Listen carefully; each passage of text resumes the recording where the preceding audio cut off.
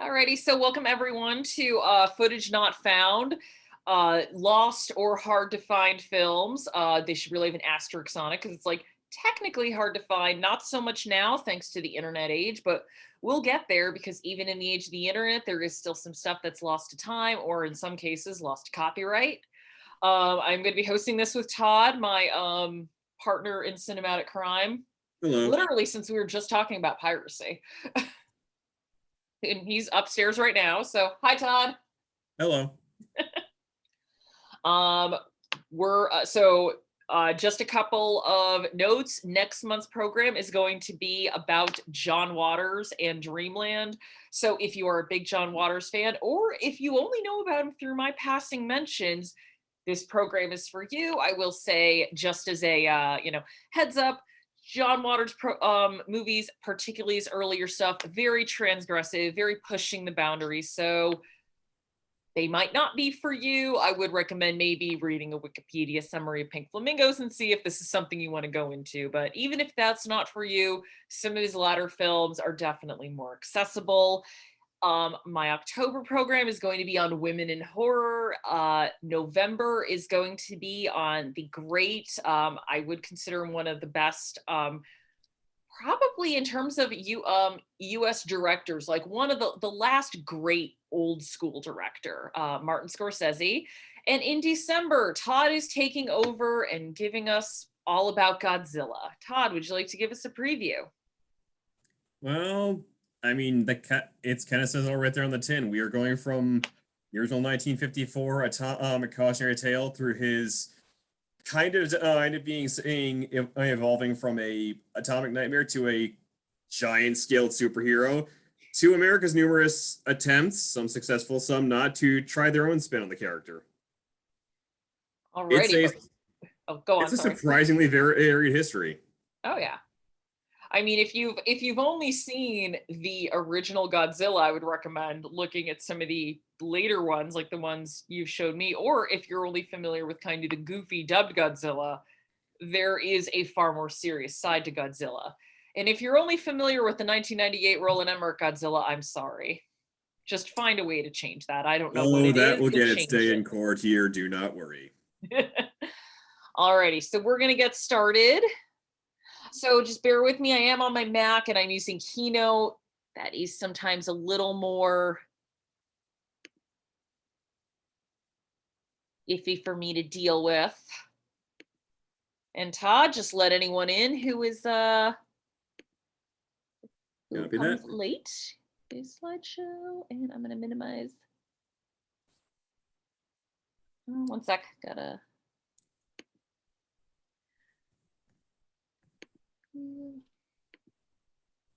All right, so footage not found. So welcome. Why are we doing this? Well, in the pre-show banter, Todd and I have kind of talked about this has been an interest for both of us. Again, we are people who we remember the age before the internet. We remember the tail end of the VHS bootleg era. We remember when there was a time where you genuinely couldn't find something just if it was gone. And as we both got into cinema studies, we started to have a more well-rounded view of what a lost film is and what could keep a film from being released again, like especially from a legal standpoint. So what is a lost film? Simply put, it's a film that no longer exists in any personal, public, or a studio archive. That doesn't mean it is lost forever. One of the great examples of a film being found was the missing 35 minutes from Metropolis. That was thought to be lost for time for decades. And then they found it, Todd, wasn't it in an old studio in Argentina or an old storage area?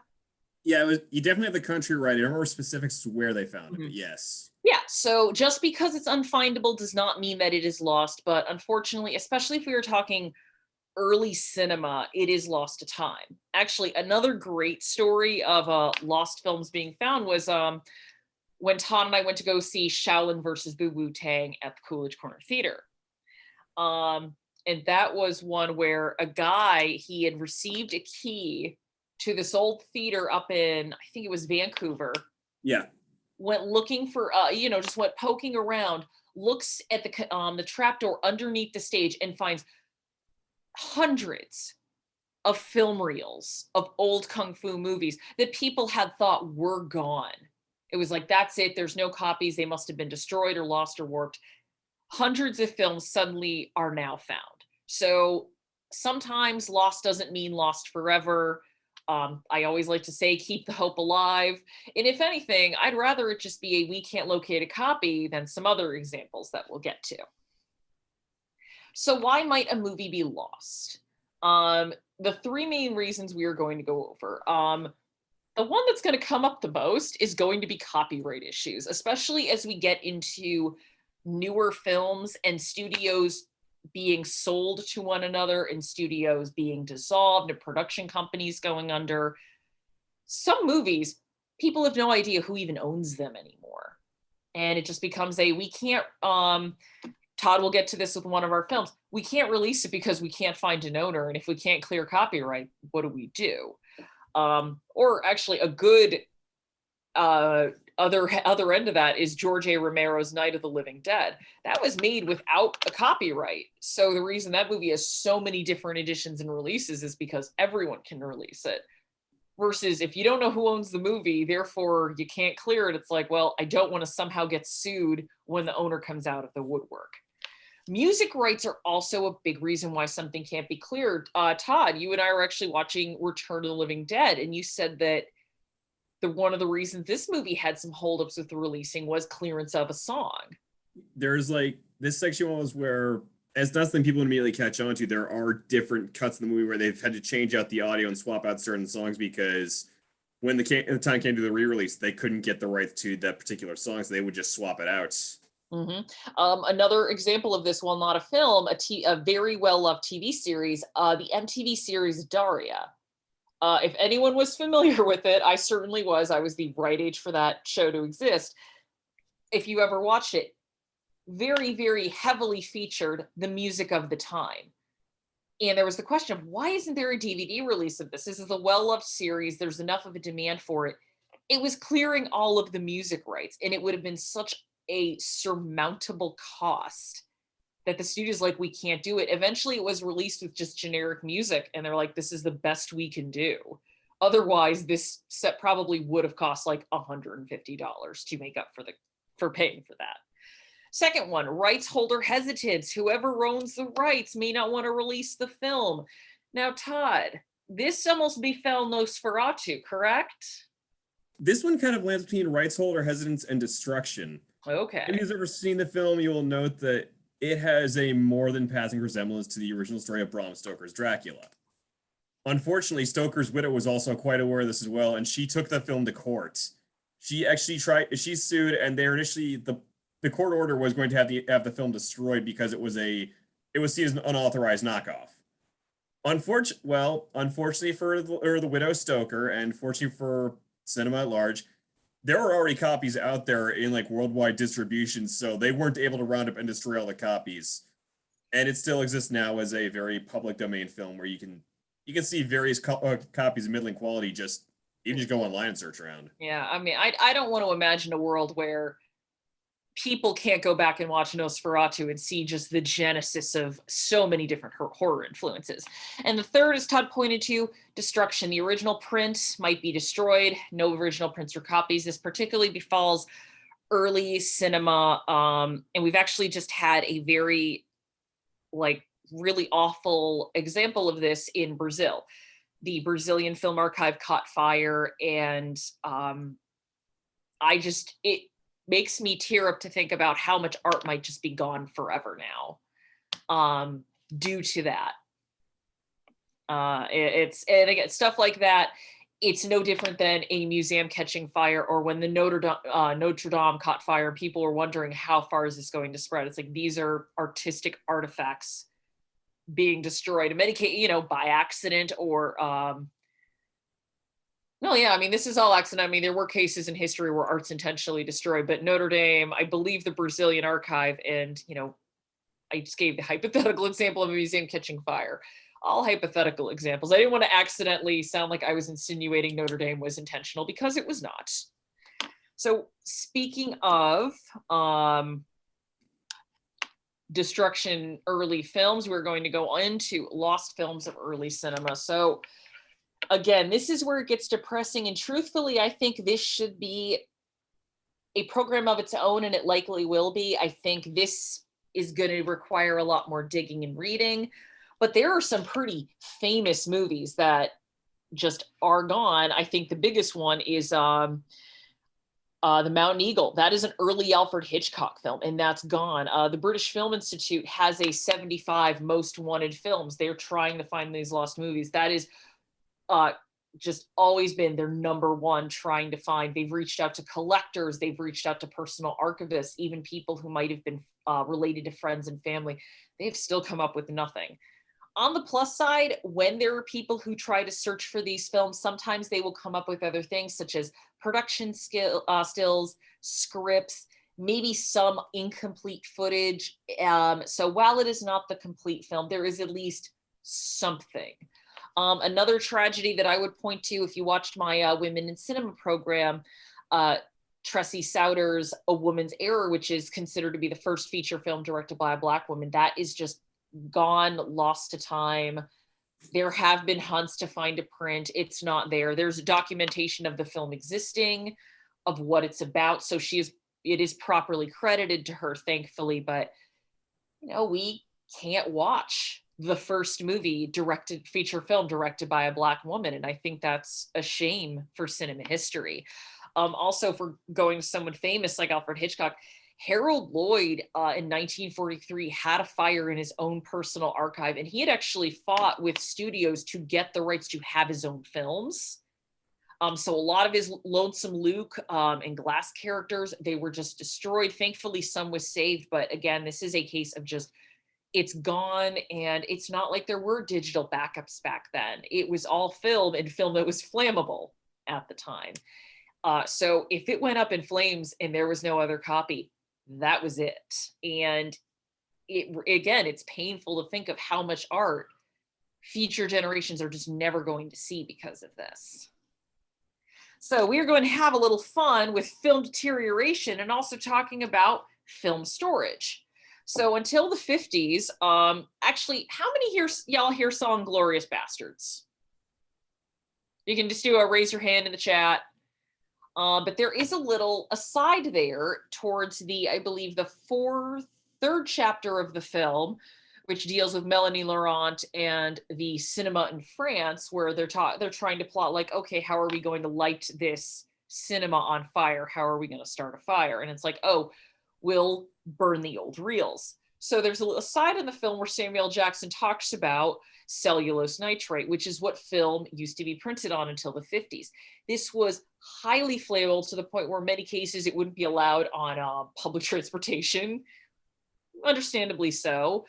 And again, if it caught fire, it burned quickly. So again, gone completely. And granted, in the as much as I really don't like the destruction of film, at least in the context of the movie, it was to kill Hitler. So I'm like, well, all right, greater good, et cetera, et cetera. But in reality, what is true is if cellulose nitrate caught fire, it's finito, gone. Yeah. So the way to prevent that would be to store it in a very low temperature environment, because even if it didn't catch fire, this film could warp to the point where it'd become brittle. You couldn't even put it on a reel. So there are some early films like The Great Train Robbery that is in exceptionally good condition because it was in low temp storage. So post 1950s, there was safety film. I think that, that kind of went out of use in the 60s and 70s, but that's cellulose acetate plastic. That can deteriorate as well. And again, you have warping, you have brittleness, you have shrinking, which if you're trying to put this on reels, that's going to make an already bad print in even worse condition. You could potentially break this film. And the term is called vinegar syndrome, and you can probably guess why. It smells like vinegar. There's actually we'll get to it later, but a company that releases B movies and C movies by that name. I mean, and now, even now we have a lot of stuff filmed on digital, but there is, for disc, there's disc rot, which can happen. It happens at a much slower pace, but it's a thing that can happen. And if you have something on the cloud may not stay there forever. So for whatever way a film is stored, there's always the risk that something can go wrong. Although thankfully now it's a lot easier to make backup copies. And I put color dye fading. While it's not as bad as a film being just completely destroyed, it's still sad when that happens because was it Todd and we saw a print of Suspiria a while back, which definitely the colors, which Suspiria is a very colorful, vibrant movie. Colors definitely looked a little washed out, but I would rather have that than no movie at all. See, I thought you were going to mention that print of The Fog, that was from the theatrical run, and likewise, the coloration showed its age. Yeah, and again, this is why some of these smaller distributors for films now, they do such good work to try to restore these things.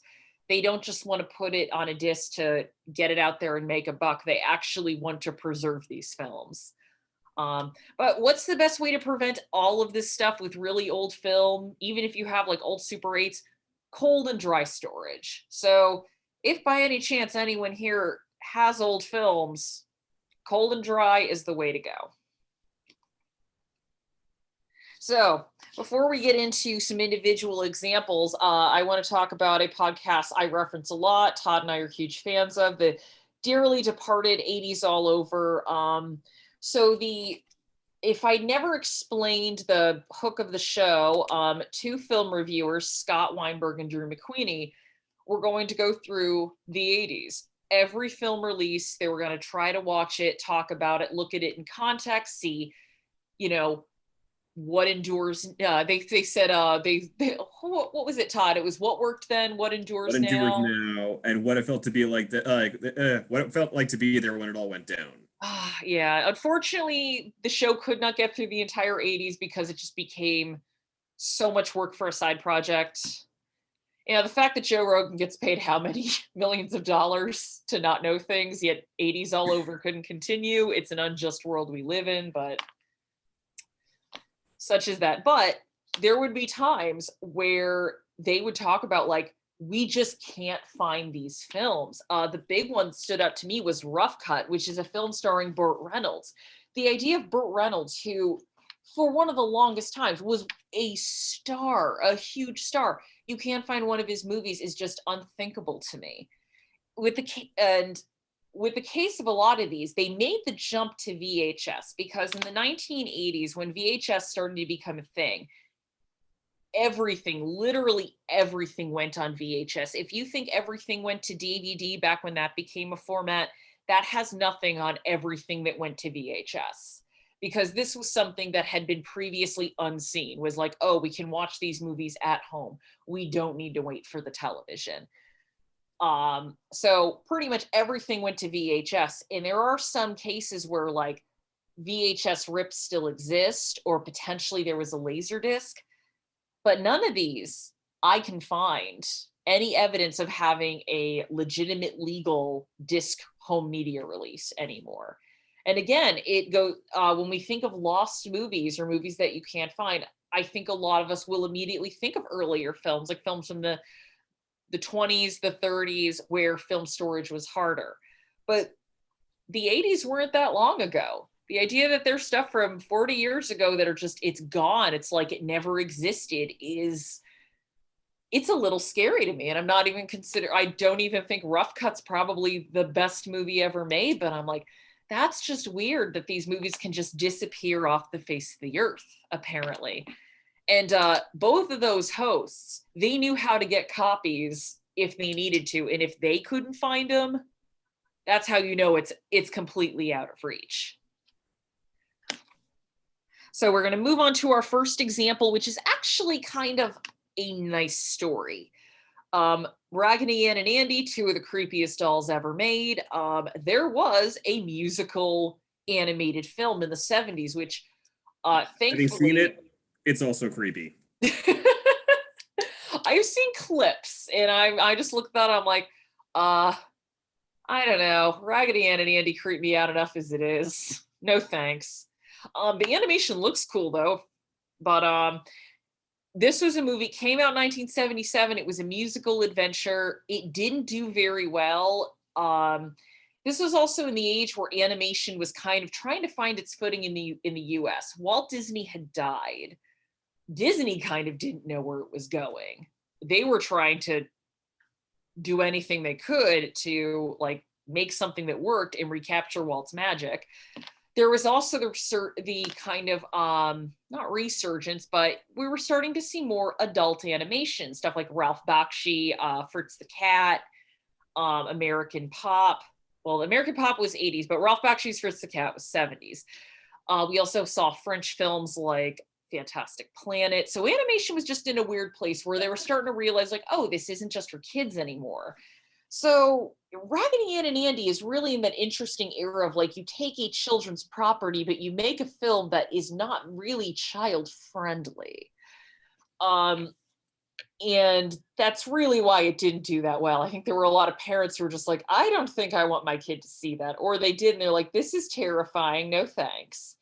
So it got a VHS release and a CED video disc, which is one of those formats that they tried to make happen and didn't.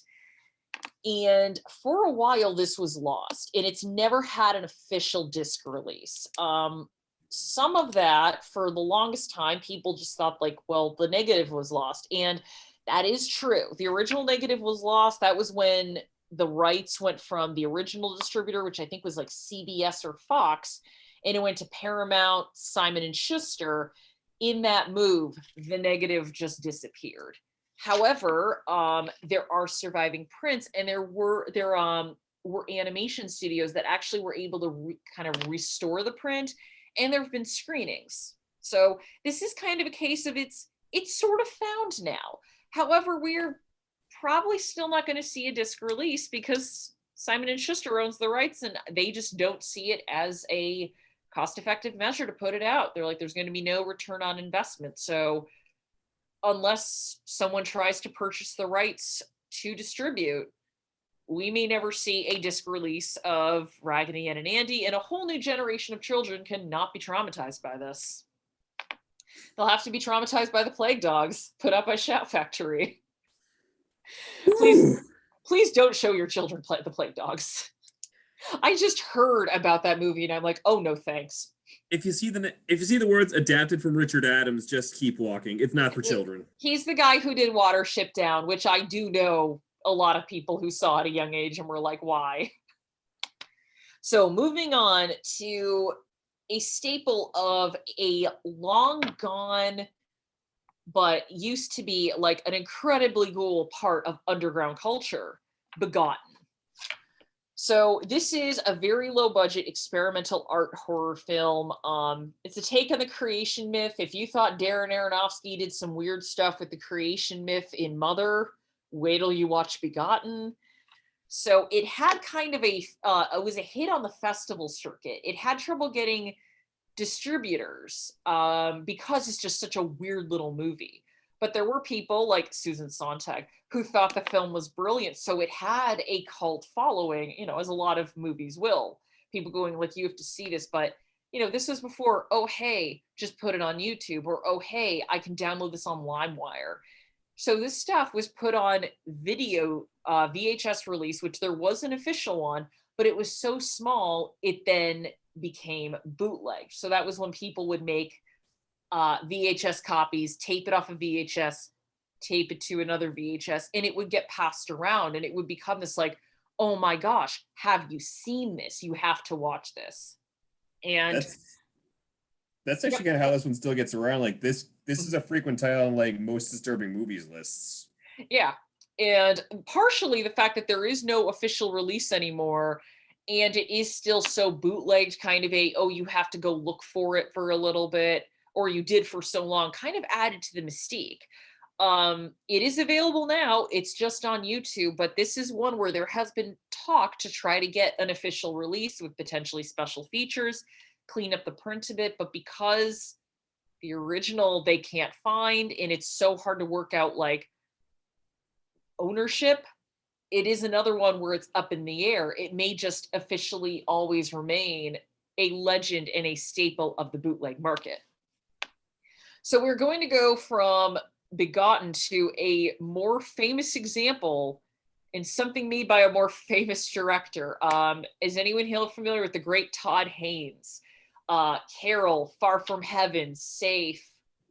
Great director. Again, I think one of the great American directors. And if you watched my June program, one of the big heads of nuclear cinema in the early 90s. This is a mock-up DVD cover that someone made. So this is a biopic, a 45-minute biopic about the life of Karen Carpenter, a singer who she and her brother were in a band, the Carpenters. She very unfortunately passed away from complications with anorexia. And like, I have seen this. It is a very sympathetic to her, and really in some ways about how pop culture and the music industry in Hollywood will chew women stars up and just spit them out to the point where they die. I think if you look at what's going on with Britney Spears and her conservatorship, there've been a couple of people going like, yes, this becomes relevant all over again when you think about that. So he made this with a little Super 8 camera and Barbie dolls back when he was getting his Master in Fine Arts. And he decided, I'm just going to show this at festivals and see what happens. And it becomes a hit. But it never gets an official release for copyright, hit from multiple levels. The family was mad just because he made a movie about Karen Carpenter and using Barbie dolls. They found that to be incredibly disrespectful. And the bigger issue, licensing for the music. Obviously, never cleared copyright.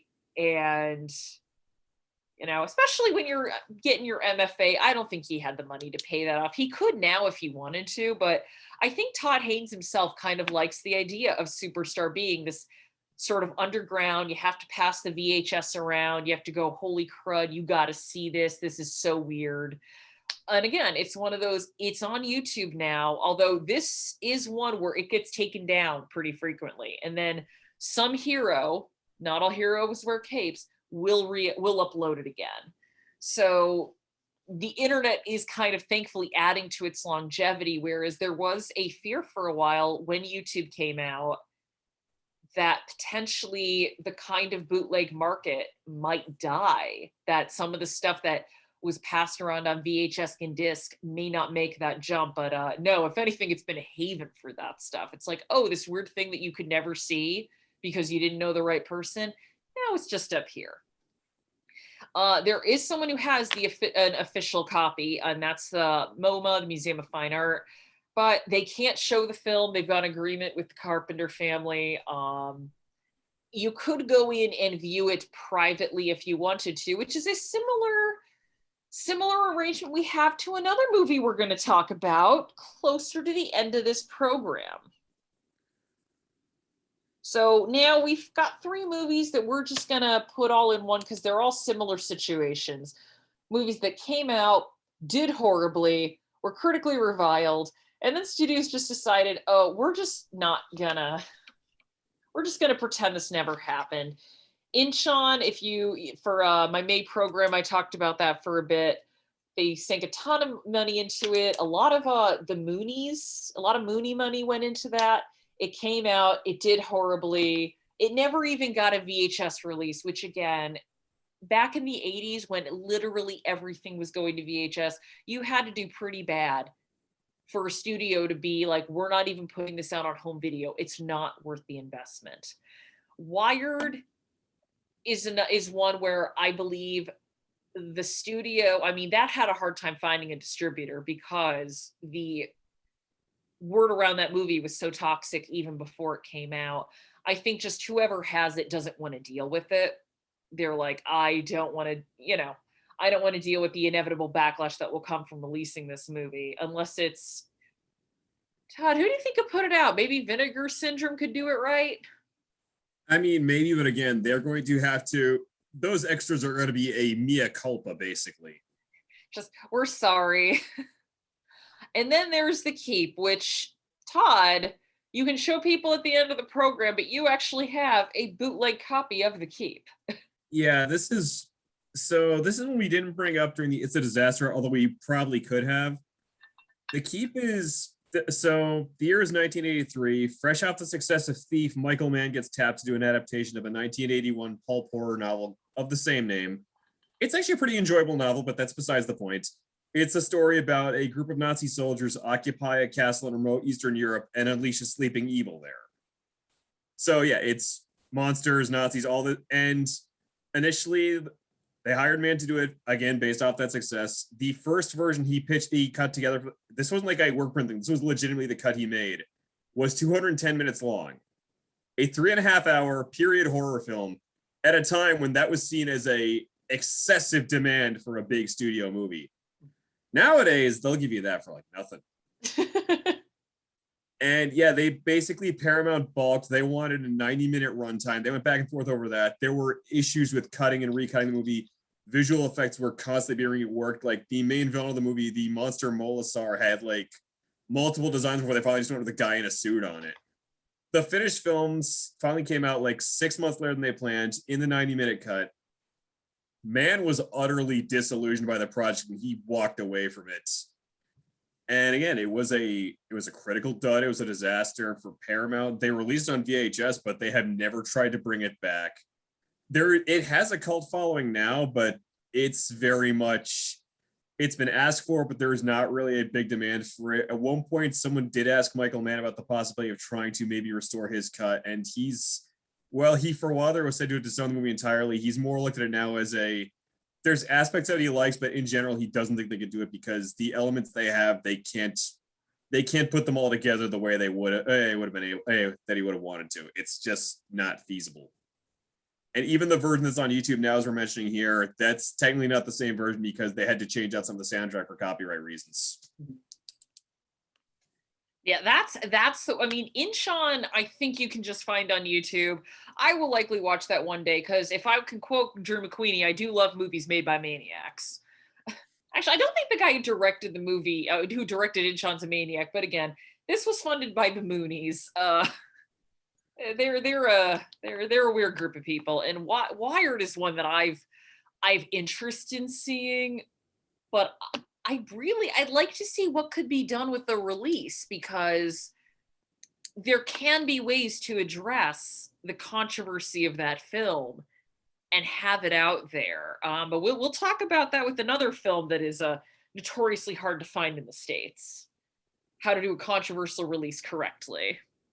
So we're moving on to an actual lost film in a very sad case. So if anyone came to my Black Directors program from February, I talked about Oscar Micheaux, who is considered to be the first Black director in cinema. Released, dozens of films, wrote books, just a very prolific creator, obvious trailblazer in his field. And, died at 1951, but not before accomplishing a lot. But his final film, Betrayal, is unfortunately, it seems, lost to time. So this is a film, it's actually semi-autobiographical based on his life. Some of the politics of it might be a little bit dated. It's been considered melodramatic. But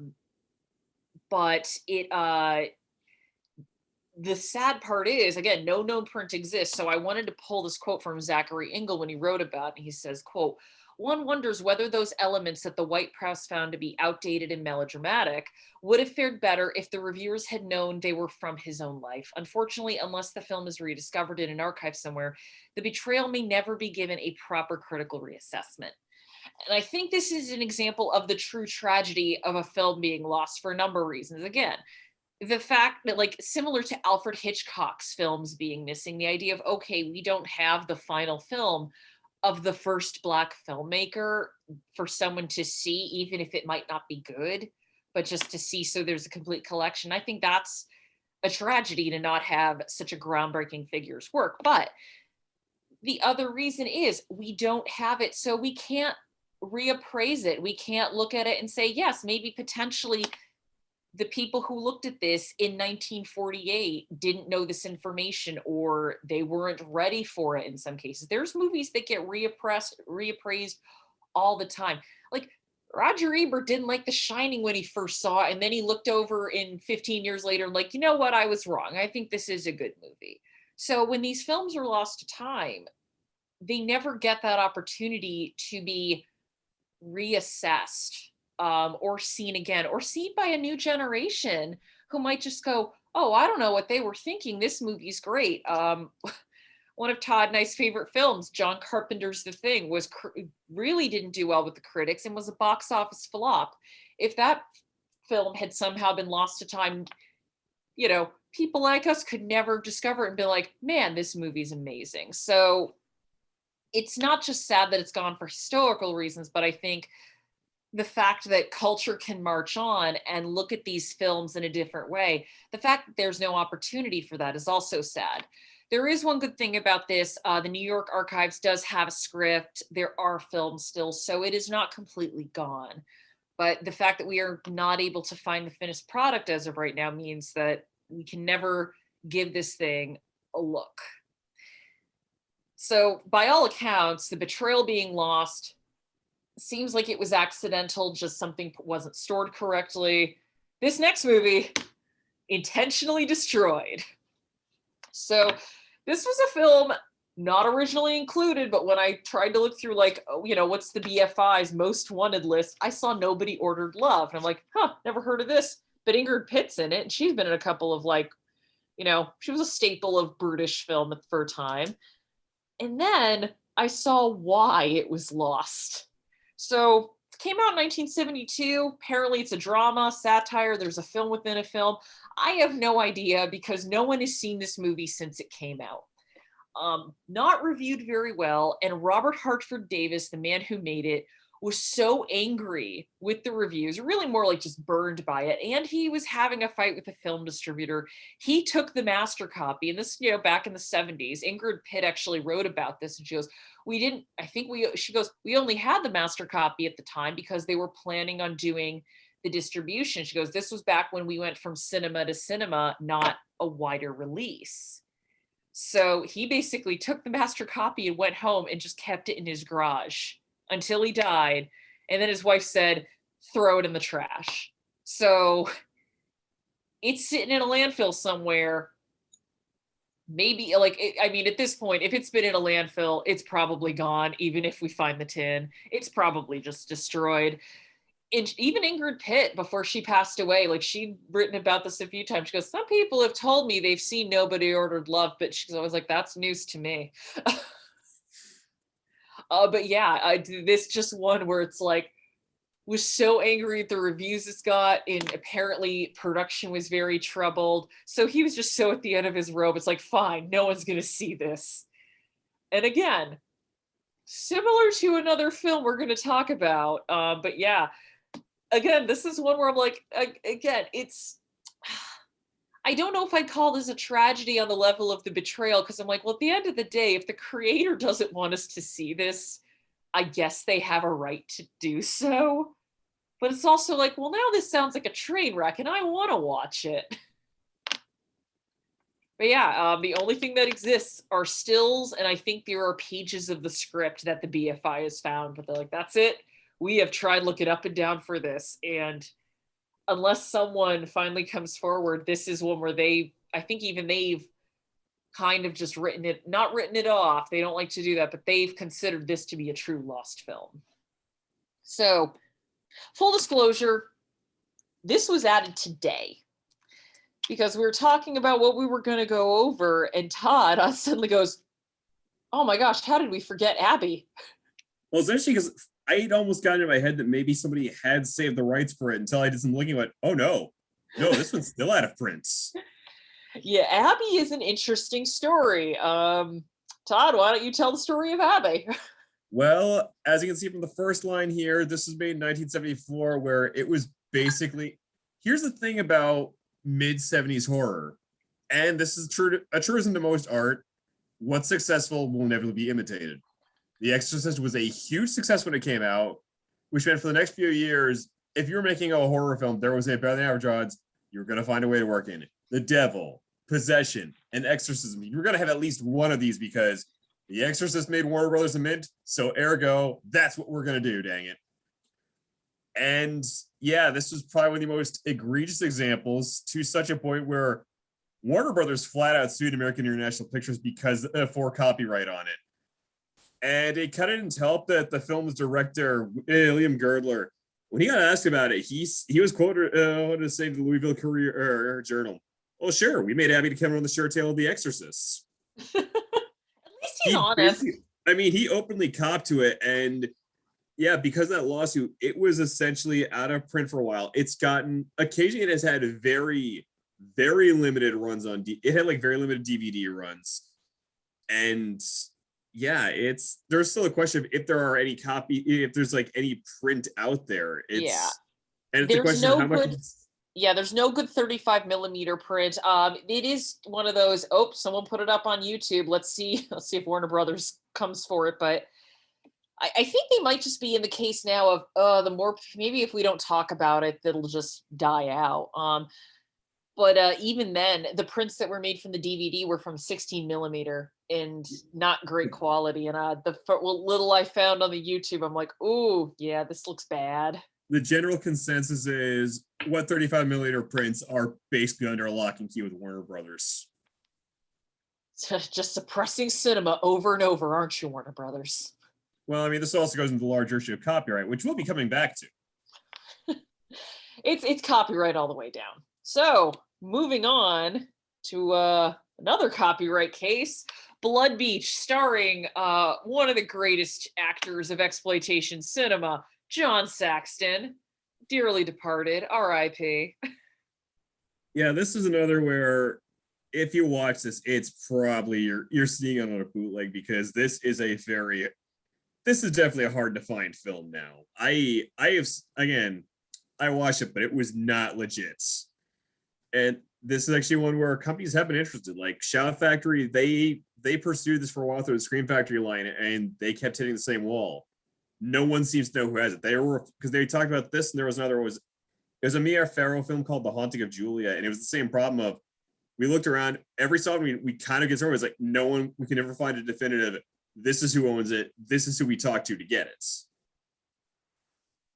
And this one, occasionally there's been prints like Alamo Drafthouse showed it back in that was and from everything I've heard, though, they're not great prints, though. I mean, even the version I watched, it was not great quality. It's not the worst movie you've ever seen. Like, I know the part of it's the film's generally got like a rating is pummeling, but it's a fun, silly, stupid movie. Honestly, the last scene alone is worth it. It's Tremors before Tremors, really. I think Tremors is the much better movie, but yeah, it's very much in the same vein. I mean, Tremors has Kevin Bacon's flouncy bouncy hair and Reba McEntire as a survivalist. It's clearly the better movie. But yeah, this was of the examples I could find, this was the best example of a notable title where it's people have wanted to release it, but no one knows who to talk to about how can we set this up. And again, if you're a distribution company, you do not want to potentially step in something that could lose you millions of dollars. In Shout Factory and places like that, Vinegar Syndrome, Severin, Synapse, they do a lot of great work, but they don't have the money of Disney. If someone who owns it decides to come out of the woodwork and say, I'm taking you for $20 million for releasing my stuff without permission, the court's going to side with the copyright holder. So no one wants to step in that potential hole.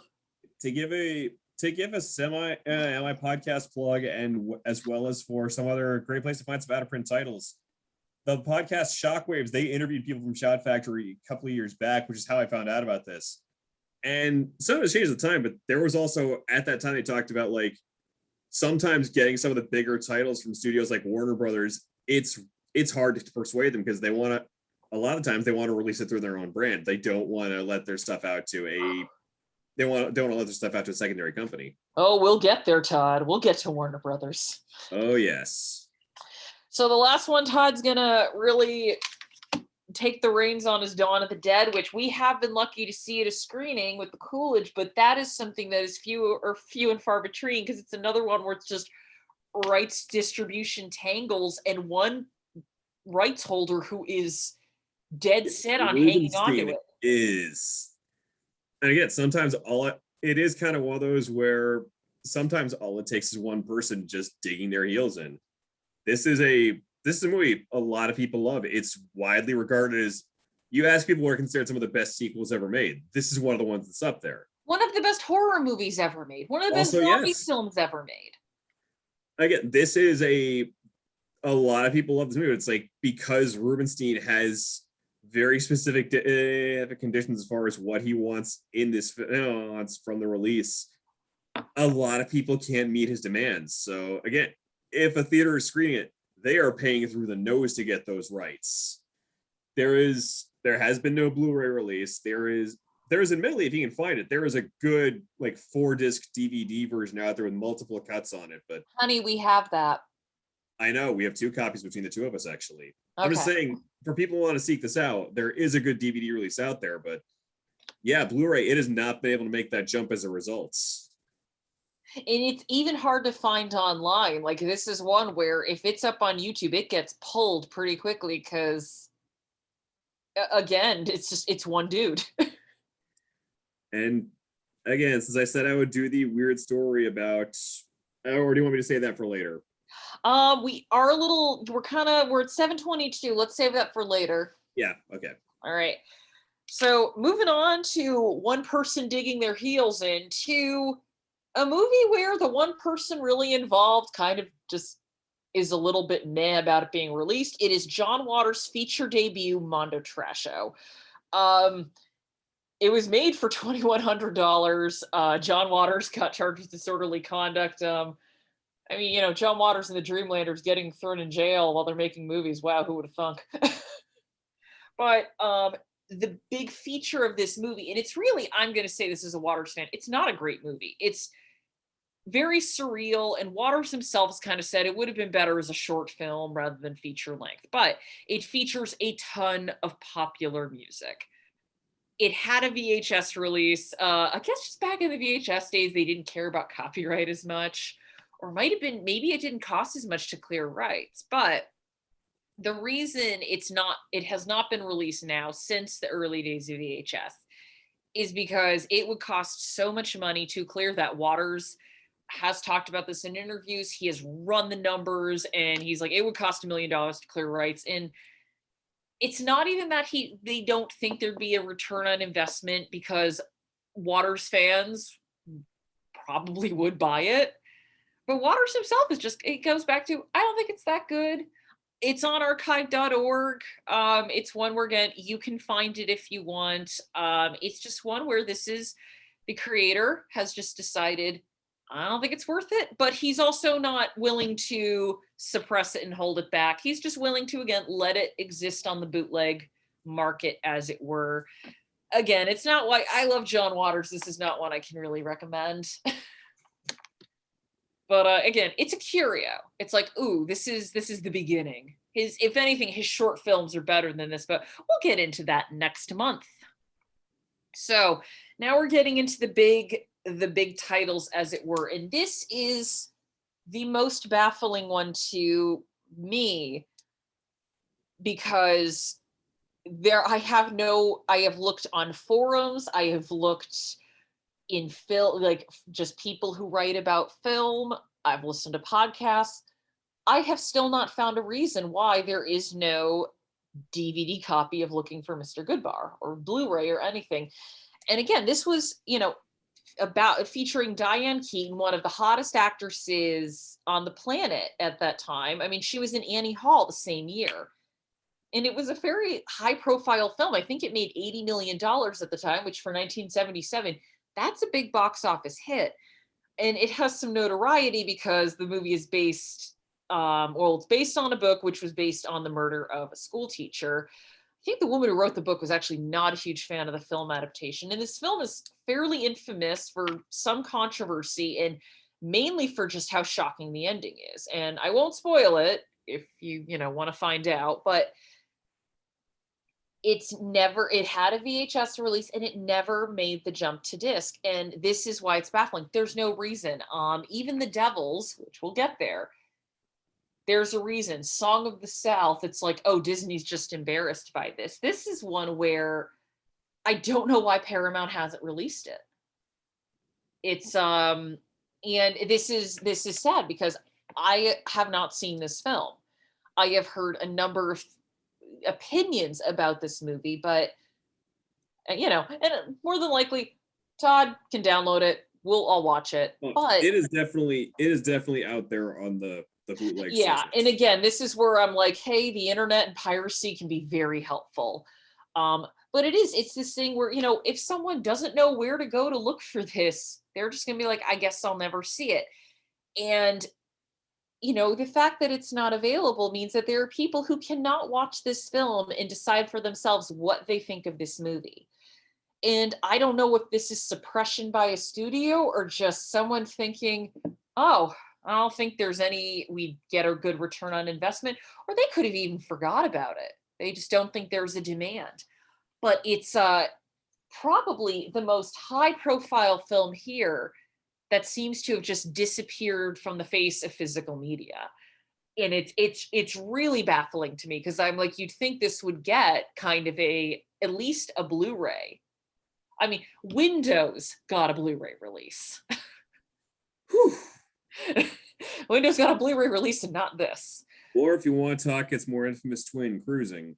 Yeah, well, and again, Cruising, if anything, I believe was more controversial than this. That had definitely. a lot of, absolutely, that had a lot of protests. I mean, for good reason, including the person who wrote the original articles that kind of inspired the film, where he was not happy with this being made into entertainment.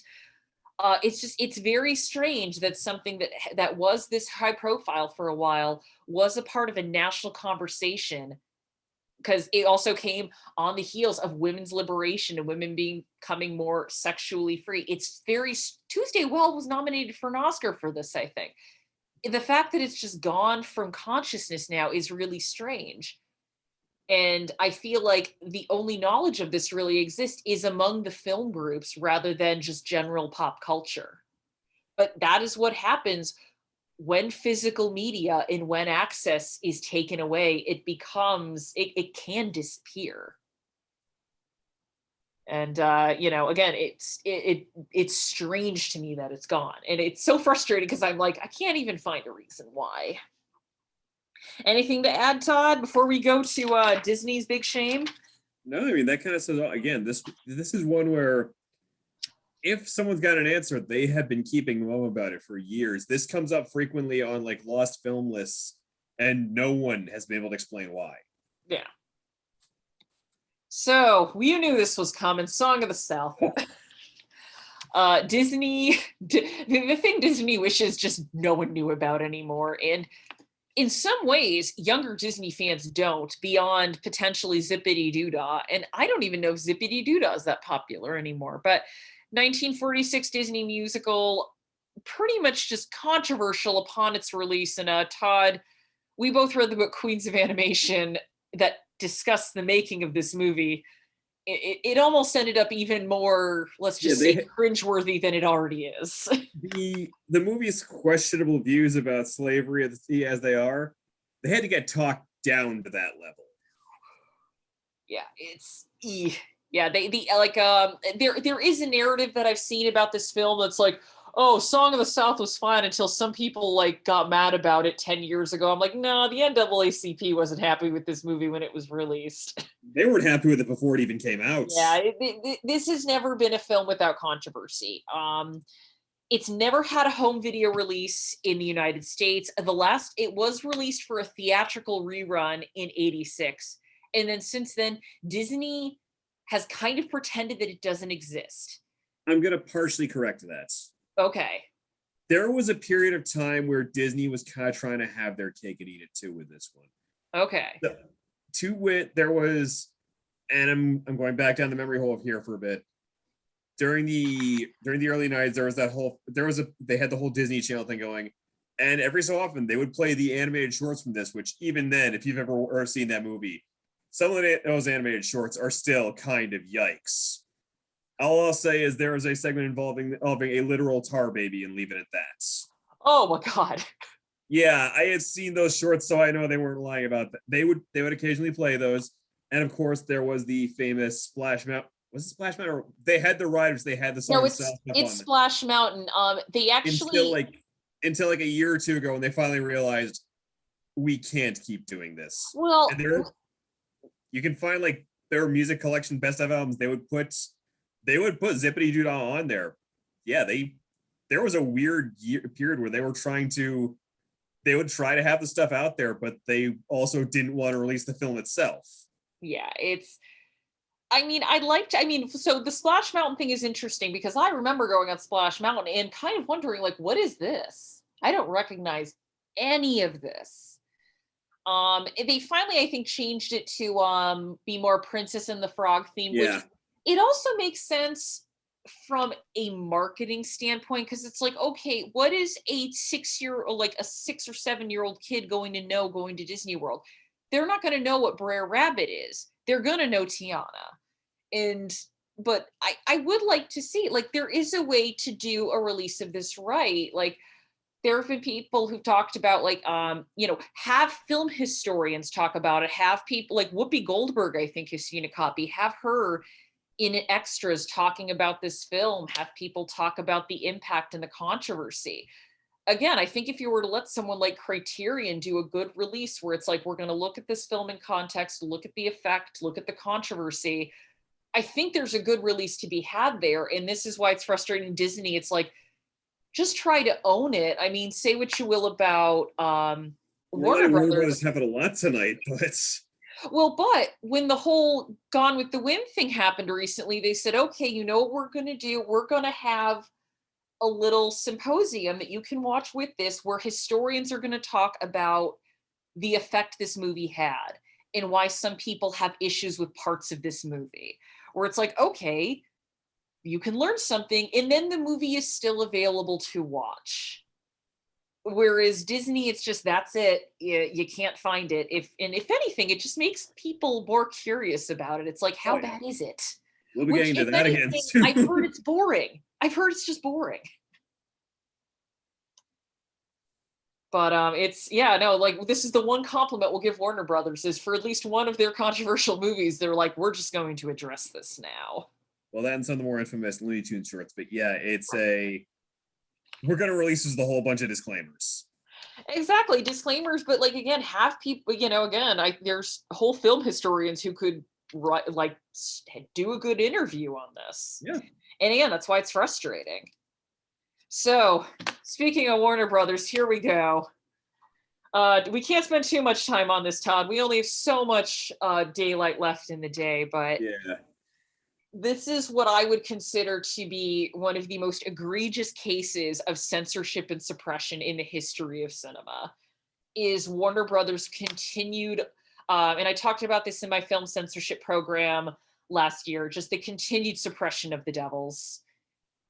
Ken Russell's, in my opinion, masterpiece, a great adaptation of The Devils of Loudun, and a great look at power, a great look at the role of religion and politics intertwined, good look at how dangerous it can be, and great performances by Oliver Reed, Jessica Redgrave. It's also got just the weird late 60s, early 70s-ness just infused into it. Redgrave's actually said she thinks this is some of her best work. Absolutely. You are depriving the world of a good Jessica Redgrave performance. Vanessa, sorry. There's a lot of them. But yeah, a good Vanessa Redgrave performance, Warner Brothers. Is this what you want? But yeah, this is another one where controversial upon its release. I don't think this has ever existed without controversy. I think this was, Todd, correct me if I'm wrong, even while it was being made, there were people gearing up to be angry at this. Oh, yeah. Kind of like Last Temptation of Christ. Just people were already mad when they heard about it. They're like, no, thank you. Ken Russell was already a controversial filmmaker before that point. Oh, yeah. So, but yeah, that once, as more people found out what this was about, it started raising hackles. Well, and I mean, there are scenes in it where I'm like, I absolutely understand why people would not be happy with this movie. The very infamous Rape of Christ scene, where it's nuns go wild on a crucifix statue, I think is the most library-friendly way to put it. But if you're only going to judge this film by that one scene, you are not looking at the film in context, and you are not looking at what the film is truly trying to say. And that's what happens with, I always feel like, banning always has that opposite effect. It makes it more like, oh, now I have to see it. But what it also does is, in many cases, if a film is only known by its most salacious scenes, you're removing all the context and you're not getting what the message of the film might actually be. And again, there are so many films out there that I've seen and never want to see again. Hello, Martyrs. There are films where I don't think I will ever watch. But similar to Todd, let's just say there was a program at another neighboring library that a lot of people felt, oh, well, I don't want to watch it, therefore nobody should. I don't have that opinion with film. I am not someone who says, well, I don't want to watch it, therefore nobody should. And there were countries, governments that had this view of the devils. And Warner Brothers has pretty much kept this under lock and key. It's surfaced on streaming a little bit. I was on Shudder for a while, but there has been no release outside of an early VHS, and that's it. And both the streaming and the VHS, it's been the censored R-rated American cuts. Yeah, and it's we were lucky enough to go to a streaming in Brookline. The Harvard Film Archive has a copy. Again, archives do God's work. Funny talking about this movie, but Martin Scorsese has also, on occasion, he has a copy, and you're like, oh, I'll lend it out. Again, just forever a king. And again, this is another one where we understand that, like, Warner Brothers was it really reacted to the backlash. But nowadays, I'm like, what are you afraid of? One of my theories is that, like, the religious right is even more powerful now than they were in 1971. Like, 1971 was pre Jim Baker, Jerry Falwell, Jimmy Swaggart, all that. And I think they also see how easy it is to get people worked up in a frenzy online, especially with no context. When I think of how people will judge the devils based on one scene, I think of that movie last year, Maimouna Ducouré's Cuties, or Millions, the French title. How people saw, like, the Netflix poster, which wasn't even the original poster, and like one clip of it, and decided this is what this movie's about. And that led to the director getting death threats. And it's I wonder if that's just what Warner Brothers is scared of, is they're like, oh, people are going to hear about this movie based on its reputation, and then we're going to have to deal with a barrage of this. So it's a shame. I'm hoping one day the tide's going to turn, but I mean, the fact that Warner Brothers put a Devil's Nun in Space Jam 2, but we can't have a Criterion release of this, I'm just mad. Anything else to say, Todd? Or no, that kind of says it all for that one. Let's keep this train rolling. All right. We got two more films. Oop. Why can't I go forward? Hey, Todd, can you admit someone into the waiting room? You need to react to. Oh no. Okay, one sec.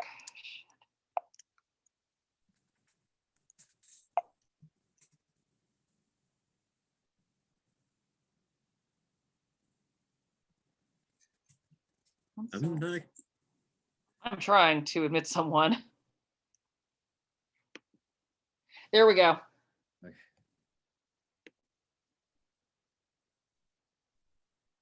Oh.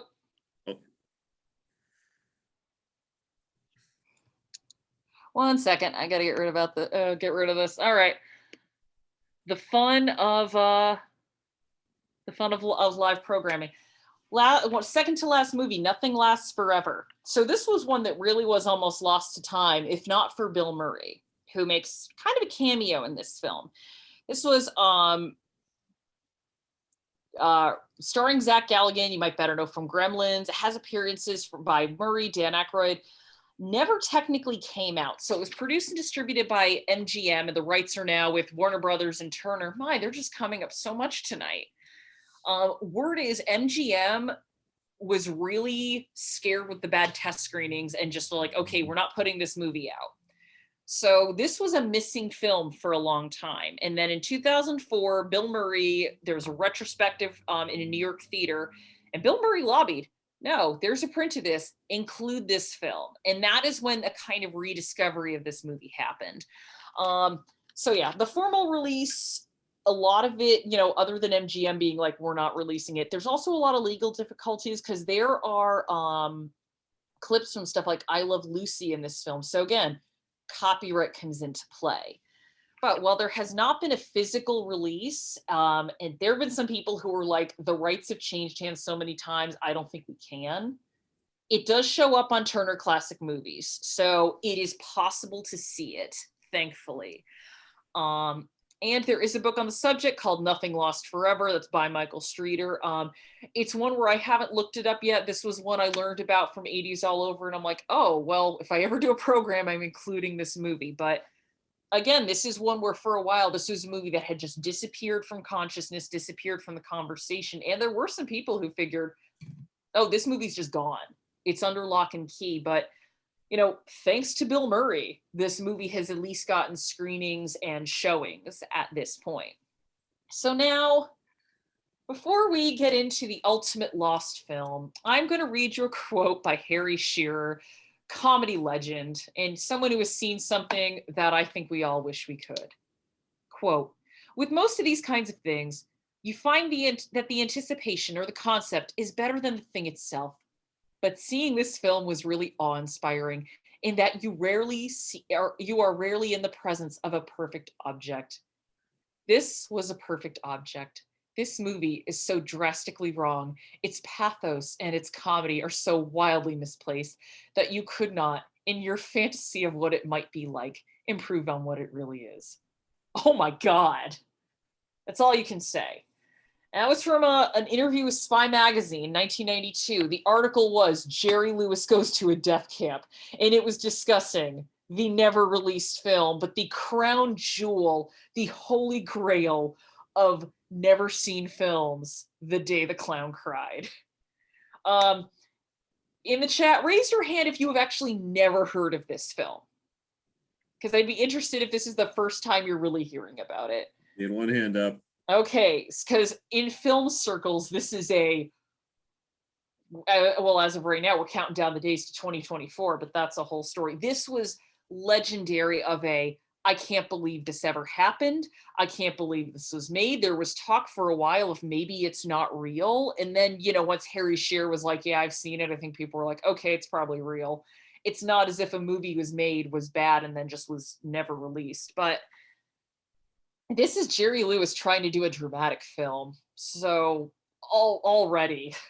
The sad part is some of the interviews that when he first got pitched the idea, he thought it was a bad idea. He got talked into making this. Yeah, and he didn't write the script though. Sometimes the legend of this is that this was a Jerry Lewis passion project. Not quite. So he did get into doing this movie. He put $2 million of his own money into the film. He lost weight for the role, but there was an original script written by Joan O'Brien and Charles Denton, and it is about a clown. He is thrown in a concentration camp for his criticism of Hitler, and he is charged with comforting the children before they go to the gas chamber. So a very heavy topic. And Jerry Lewis Holocaust movie. I think people, and again, this is the early 70s when the idea of the Holocaust prestige film was not a thing. It absolutely wasn't. So I think you look at something, let's say Life is Beautiful or Jojo Rabbit very recently, I mean, where these films are able to walk that line of humor, but also keep in mind that there is a very real tragedy happening. It's a tightrope walk. And from everything you hear about this movie, Jerry Lewis fell off the tightrope and hit everything on the way down. I mean, he tried to direct this movie, and he then put a spin on the script that O'Brien and Denton had written, and they were actually not a fan of Lewis's version. For them, the version they wrote was fundamentally about a selfish man, and Lewis wanted to write more of a redemption story. And the story goes that Jerry Lewis just saw the cut. It was so bad. He was like, it can never see the light of day, which is partially true. He did look at this and is like, oh, this is awful. What have I done? But coming back to copyright, Joan O'Brien blocked the release of this because she goes, I technically have the rights to the screenplay. And Lewis could not secure the rights, but this was also, by then he was realizing this picture was a mess because it was also running into money issues. And he's like, okay, I'm not going to bother. But really, like, even for something in the 70s where this could have become like Nobody Ordered Love and just kind of faded into obscurity, just every now and then popping up as like oh, I heard about that. The Day the Clown Cried became legendary. Again, I think because you hear Jerry Lewis and Holocaust drama and your brain just explodes picturing the two together. I can't even look at that image without laughing, and I feel awful for it, but it's Jerry Lewis, guys. It's the Nutty Professor. I mean, I will sort of give him credit. He did prove he could do serious acting. Like, he has a great sour grouch role in The King of Comedy, but Yeah, this but is a very again, different role from this. that's Martin Scorsese directing him. This isn't him True. directing himself. Again, very true. Very few people have seen this film. Harry Shearer, well, one of the reasons Harry Shearer has become very legendary in the story is because he's one of the few people who's like, oh, I've seen it and I'm going to talk about it. And he will be like, oh yeah, I think his other words to describe it was, it's like a black velvet painting of Auschwitz. It's so wrong. And so like for a while, this was something where people just figured this is going to become a legend. No one's ever going to see this until 2015, I believe. Was it 2015 or 2014? Where it was announced that Lewis was giving a copy to the Library of Congress. And I read it. Film Twitter just exploded going, all right, set the countdown clock. I'm convinced this was him trying to get around the Streisand effect of realizing, if I don't, this movie is going to outlive me. Fine, you can see it, but not till I'm dead. And he did pass away in 2017, and he genuinely leaves behind a great legacy. He is a physical comedy genius. He also had Jerry's Kids. He did a lot of philanthropic work and should be known for something other than a very misguided attempt at drama. But this movie is a part of his legacy. And which was really sad was now that 2024 is approaching, the Library of Congress has been a little more like, okay, so we have a copy, but we can't really do screenings because the Lewis estate says we can't. So you'd have to come to the Library of Congress to see it, which Todd, come 2024. Road trip. We're booking an Amtrak. We're going to the Library of Congress. I am seeing this movie. And there's even, unfortunately, because there's also the rights with Joan O'Brien's estate, there was a good chance there might never be a home media release. I'd like to believe that potentially one day Criterion's going to find a way to work around, but at the very least, there now is a way to see this movie, however limited it may be. And I also think someone's going to eventually leak it online. I mean, there's an incomplete cut out there, but yes. Yeah. So, I mean, this was, speaking of movies that were made and then never released, the final movie we're going to talk about is what could be a new lost film or a technical lost film. Because in the age of the internet, is there really such thing? And that is Louis C.K.'s I Love You, Daddy. This was going to come out in 2017. I remember being in a theater seeing The Florida Project and seeing a preview for this film. And then in December of 2017, 1 week before its release, the allegations of sexual harassment came out against Louis C.K. They were very credible. There were multiple people corroborating. And that caused a lot of trouble for the release of this film. C.K. purchased the rights back from Orchard. I think he was kind of worried he was worried that they would just torpedo the film, like, we're just going to release it in 3 cities and that's it. So he's like, I'm going to buy it back. It has yet to be released in any form. I mean, CK's, he tried to come back a little bit and it was just like, it's too early, dude. And there have been some of the stars on record. Chloe Grace Moretz has been like, I think it's just best that it doesn't come out now. Rose Byrne has said it's likely never going to come out. And she's, the most that she's kind of said is like, well, it's a shame to put work into something and it's never seen. But it's kind of become one of those like, oh, will this ever get any kind of a wide release? Probably not if it's owned by Louis C.K. The one kind of upside is, if you're curious, screeners for this film had already gone out for review. So again, if you want to download a copy via piracy, you can. But I'm interested to see how this film is this going to be a new The Day the Clown Cried, or is this just going to be a, oh yeah, it's the movie Louis C.K. made before his career blew up? Which, again, full disclosure, I love Louis C.K. His comedy albums are some of the funniest things I've ever listened to, and those allegations broke my heart because I was like, oh dang.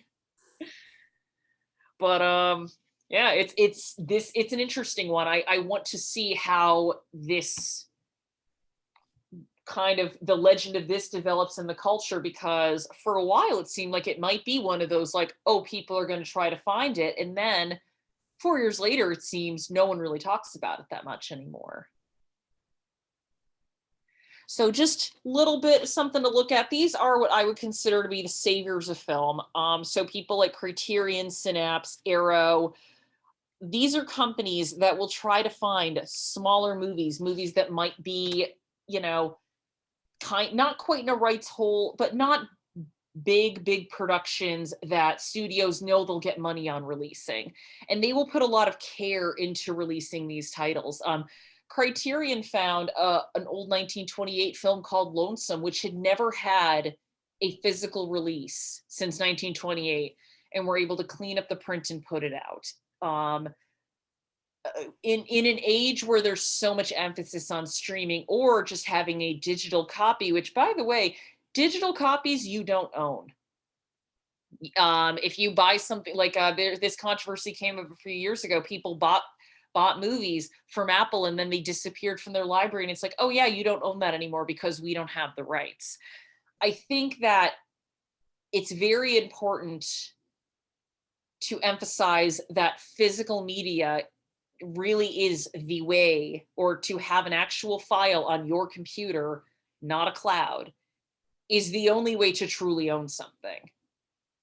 And in some ways, maybe a safer way to keep it than just keeping it on a cloud.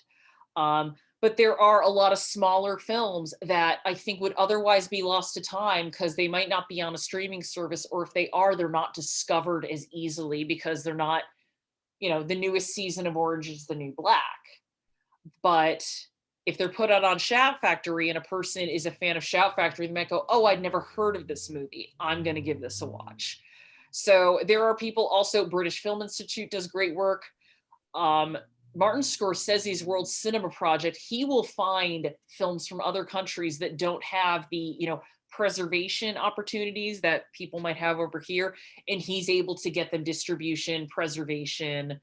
I mean, he does so much work for cinema. And as I put down here, piracy. If you have no other legal means to see a movie, if you really want to watch that Raggedy Ann and Andy animated film, go to YouTube, go to the tubes. I would just say, if you want to see a movie, try to see it. Again, the Derry Public Library does not officially endorse piracy, but again, if there's no other legal means, what are you gonna do? Yeah. So the Derry Public Library does not endorse what is technically a crime. And with that, I think we're good. Yep. Oh, it's now dark.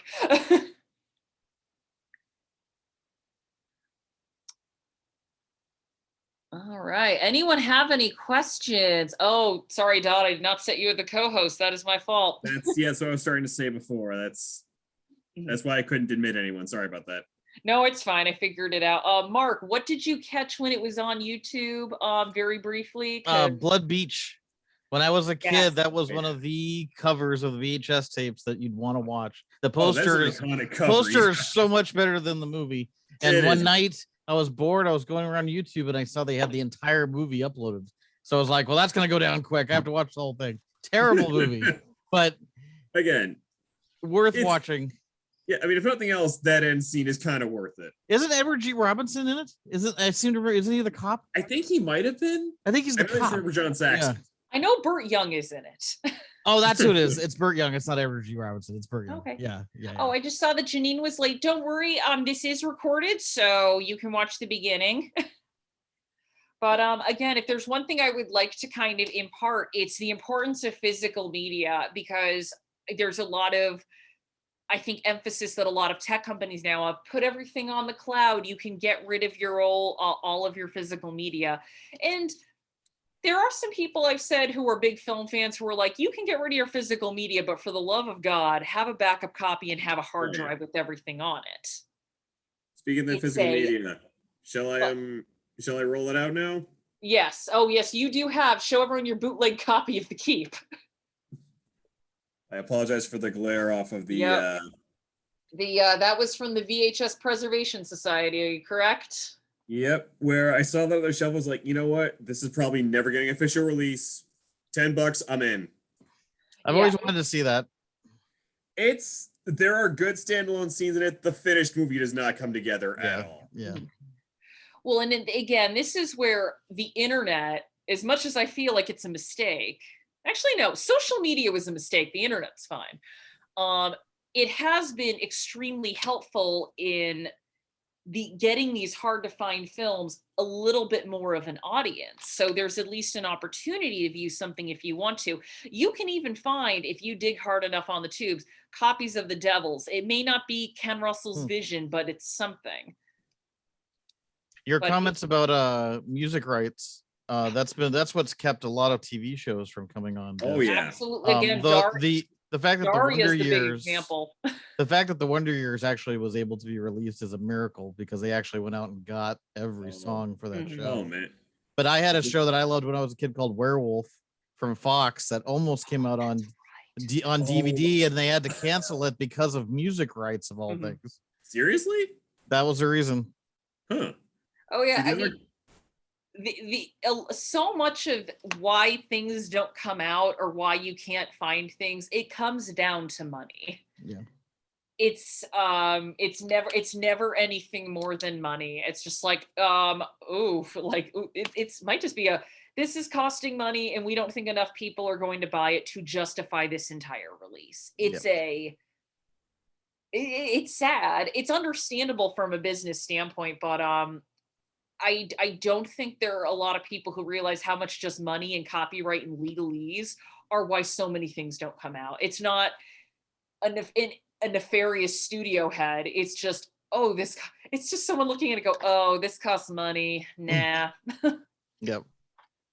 But it's what really breaks my heart though is the stuff from early cinema, because the people like the British Film Institute, they have combed through a lot of people, sent out a lot of calls to find a lot of copies of some of these movies, like The Mountain Eagle. And it's, again, I know nobody wants to write it off, but it's becoming very clear that some of the stuff might truly just be lost. And again, I think that's a program in and of itself, but it's such a tragedy, I think, when pieces of early cinema are gone. And again, we can't even look at it in context. It can't be shown in a film class. Like, there might be undiscovered great films that will never be discovered due to the fact that they weren't stored properly, or they caught fire, or they were damaged. And I think that's the saddest part. And again, this is where I'm like, well, thank goodness piracy exists, because at least you can see some of these movies now.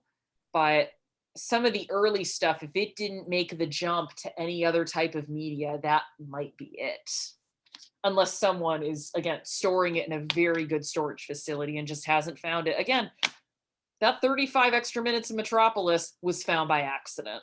Now it's when you can find the extra 30 minutes of Freaks. So I have a question. I somehow, and I don't know how I missed this, I missed all this news about The Day the Clown Cried. I've been wanting to see that movie, and I don't know how I missed the news that he gave it to the registry. So you can just go to Northern Virginia and ask to see something in their archives, or do you have Not to make until it? I think it's like you have to make an appointment. You have to go through clearance. Because I'm in on that road trip. Okay. I want to see Yeah, 'cause that I mean, We're all movie. just gonna book an Amtrak Yeah. down. Yeah, because again, his official ruling was you can't show it for 10 years, but I'm convinced that's just a very polite way of saying you can't watch this till after I'm dead. Yeah, right. I mean, again, from a creator standpoint, I understand maybe not wanting your shame out there. Like the man who made Nobody Ordered Love. I completely get you're like, oh God, I'm embarrassed. No, I don't want anyone to see this. I that is a little bit preferable to me than, say, Warner Brothers just being like, no, you can't watch The Devils for whatever reason. Yeah. I mean, geez, man, there was that great joke going around film Twitter that day, though, that the Criterion offices just have a clock set to 2024. But it's, again, this is, I guess that would be my message, is like physical media is great, support smaller collections, and hey, piracy can be helpful for film. I mean, after all, look, is they still made all these Hollywood movies still made a ton of money. So, Yeah. I'm sure my poor parents' computer got so many viruses based on what I was downloading. But, like, what's all this stuff from Japan, honey? All right, does anyone have any other questions or any films that you have not been able to find? Because sometimes, like, there are just bootleg copies out there that you can technically buy on DVD. One of the finalists for this that didn't make the cut was Meet the Applegates, which was the follow-up film from the man who directed Heathers. Mm-hmm. And that was one where, again, he just said, like, it didn't make money, and for a while, just the company that released it went under. But he's like, oh, then we found a print and we were able to secure the rights to do a few screenings, and then just VHS rips were put on DVD. So there are people that do that. It's just you are not getting a good quality print. Yeah. The list of companies that you put up are important because there's a lot of movies that would make that list if it wasn't for that list of companies. I have a bootleg of Kevin Kurt Russell's Elvis TV movie. Mm-hmm. That because it was the only way to get it and watch it for decades until Shout Factory put it on.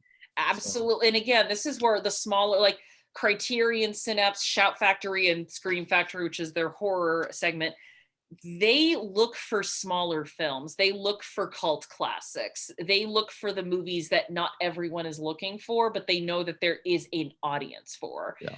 And they also have, I think, the same philosophy I do, is like, hey, this stuff should be available if someone wants to see it.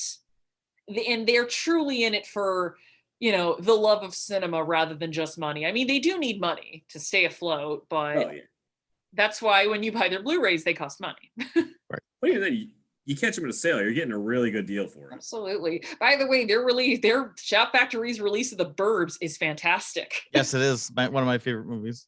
And they just did a great release of The Dead Zone, which I think that wasn't not quite out of print, but there wasn't a good transfer for a while. Alone in the Dark is a big one that I'm excited about that they finally announced for I think a couple of months from now. That never been on Blu-ray before.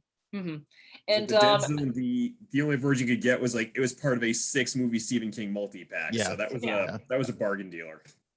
Again, Criterion has I'm blanking on Onibaba, which had been out of print for a while, a really good Japanese supernatural film from the 60s. They recently got the rights back and announced an upgrade to Blu-ray. These smaller companies are doing their part to kind of save the little corners of cinema that a lot of other people, that I guess I should say a lot of just everyday watchers aren't always thinking of. And in doing that, they make that available for people to go like, oh, hey, I've never even heard of this. This sounds interesting. I should look into this. So yeah, so support small film distributors. All right, is that it for questions? All right, if that's the case, I'm going to stop recording. So thank you for coming, everyone. Great job, guys.